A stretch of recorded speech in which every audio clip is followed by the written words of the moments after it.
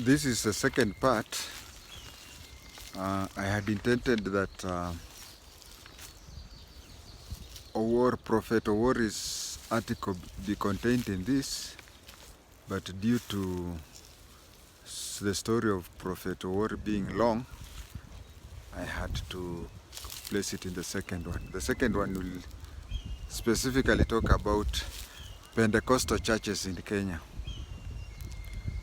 Before 1975, we had a number of churches which used to call themselves Pentecostal, but they did not practice Pentecostal the way we understand it now.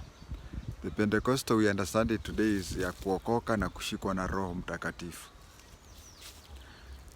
The Pentecostal churches which were there before 1975 were the type of Pentecostal churches.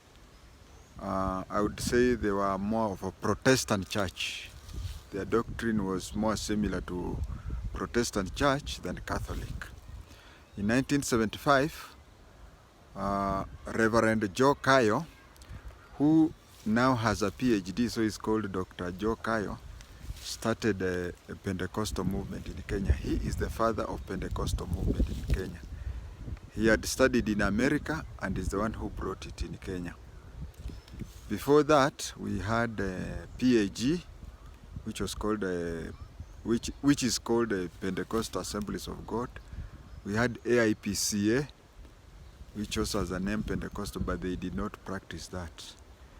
But today, the evangelism of kuokoka na kushikwa na Roho has spread that even the ACK and even some Catholics do say that they are saved and wanashikwa na Roho.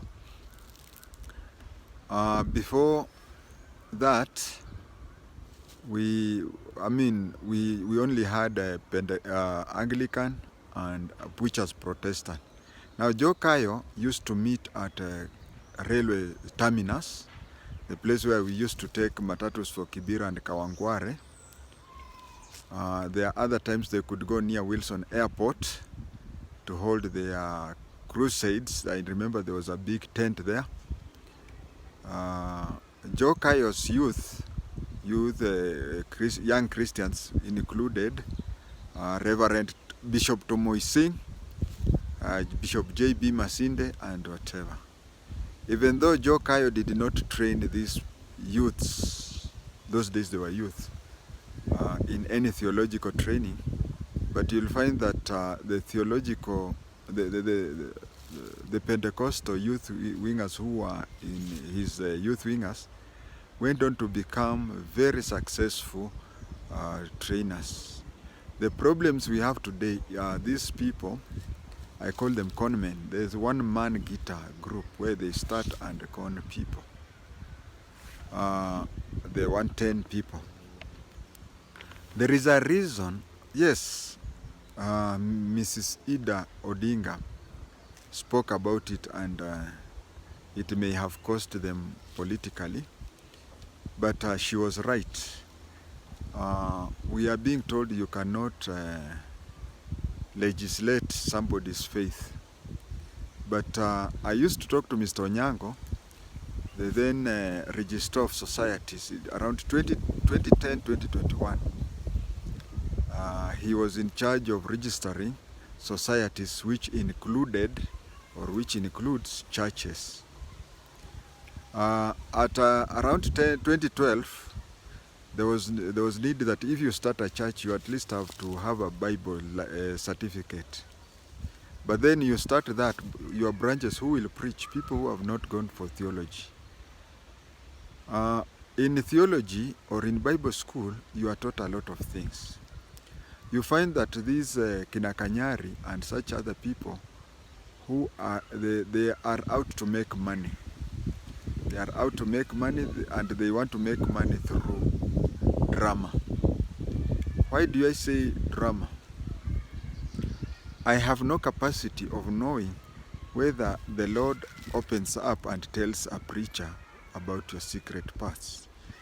But I am aware, I've attended a few churches, these one-man guitar churches, whereby you find that the preacher goes and approaches a person and starts, first of all, I don't know why they insist. Do you know me? Have you ever been here?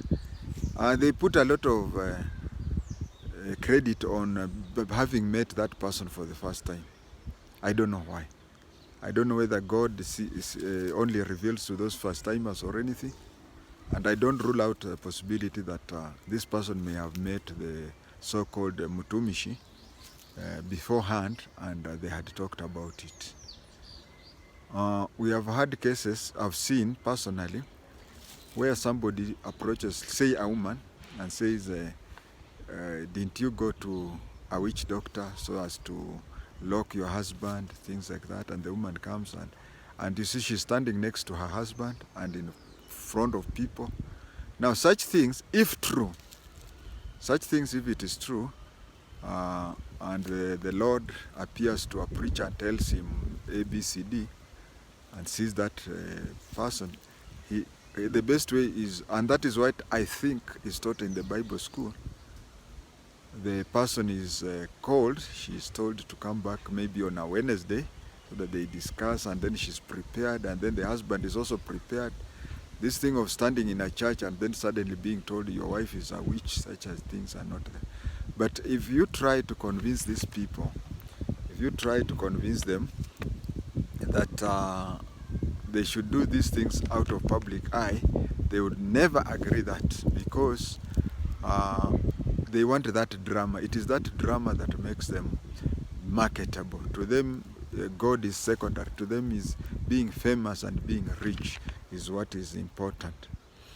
Their preachings, usually you find that the founder of the church does not preach. He hires a preacher, and then after the preacher has preached, then it comes to miracle hour. They call it miracle hour. When it comes to miracle hour, he reads only one verse of the Bible and repeats it again and again, where they say, follow God, and all other things will come later. I believe if you are to praise God or get saved, simply to be rich, to get out of Kibera and stay in Runda, I think God would not want. I think God would want you to worship Him unconditionally, so that when He makes you rich, He makes it without you necessarily being saved. We have the 310 philosophy. This is a trick that if you tell people to produce 310, an individual is, if 310 is not a lot of money. But if it is spent by if a lot of people send, you become rich. You'll find that a lot of time is spent on telling people how good being rich is and how they can only get richness through this particular church. I've also seen brainwashing into that. You find that a person who goes to such a church, he or she, especially a woman, they are so much brainwashed that they think that can move from one side of the city to the other end. She would not go to any other church because she's brainwashed to believe that God can only hear her if her prayers is through somebody, a particular preacher. There is need, although fundamentalism in Christianity is less than maybe Islamic, but there is need for them to have a central body that regulates churches, such that you are not supposed to be preaching unless you have at least a certificate in, because being to a Bible school, you are not just taught the Bible A to Z. You are taught a lot of things, including on how to interact with the congregation. Somebody referred to Ruto as Deputy Jesus, but I usually think that these mushrooming churches are the ones who are deputy Jesus, because they give you the impression that unless you go through them, you can't go to God. And even they control you a lot of things, including maybe marital whatever. They even think that they can choose a wife for you, and if they have chosen a spouse for you, they even think that they can give you a timetable for marital functioning. I think these people are worse than Saddam Hussein. I would prefer that we have a regulation of the churches in good faith, because in my belief, I would really want as many people as possible to be regular church attendants.